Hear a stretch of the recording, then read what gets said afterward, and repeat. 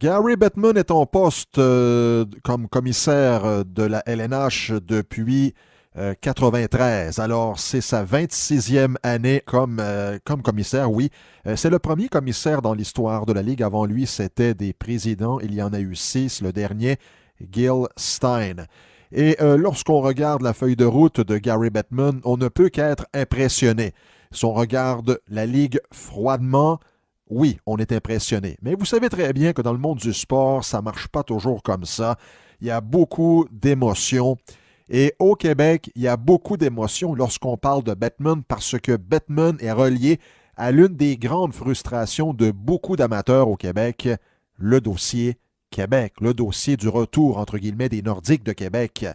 Mais avant d'aller plus loin, lorsqu'on parle de Gary Bettman, je vous le dis, on parle de l'un des grands dirigeants sportifs de l'histoire.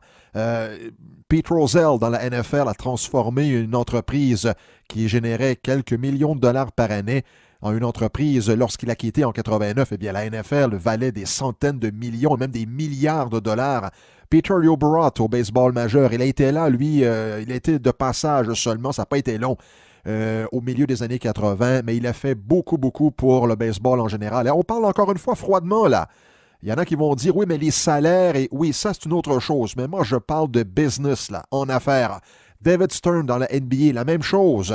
La Ligue est passée, là, d'un circuit correct à une ligue très puissante aujourd'hui. Et j'ai même le goût de dire Bernie Ecclestone, parce que la F1, lorsque Ecclestone est arrivé, eh bien, c'était loin d'être ce que c'est aujourd'hui, là. Alors, ce sont des grands dirigeants et Gary Bettman se retrouve dans cette catégorie. Sauf que c'est le dossier des Nordiques qui vient nous agacer passablement au Québec. Et je vous pose la question. Si Gary Bettman avait dit oui pour le retour des Nordiques, il aurait pu dire oui à quelques occasions, là. Donc, s'il avait dit oui au retour des Nordiques, est-ce que votre attitude, votre opinion serait différente? On le voit à chaque année, lorsqu'il remet la Coupe Stanley, il se fait copieusement huer. Et nous, à quelque part, on aime bien ça au Québec. On se dit, tiens, toi, vlan dans les dents. Mais s'il avait dit oui aux Nordiques, est-ce qu'on verrait Gary Bettman comme étant un bon gars? Est-ce qu'on aimerait l'entendre parler des activités de la Ligue, des opérations de la Ligue?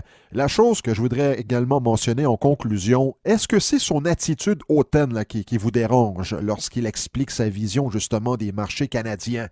Et le dossier de Québec, bien sûr, est inclus là-dedans. Et ce qui est agaçant aussi pour les amateurs, c'est le fait qu'ils ne donnent jamais l'heure juste. En fait, l'heure juste, on l'apprend par la suite. On espérait avant Vegas, on espérait avant Seattle.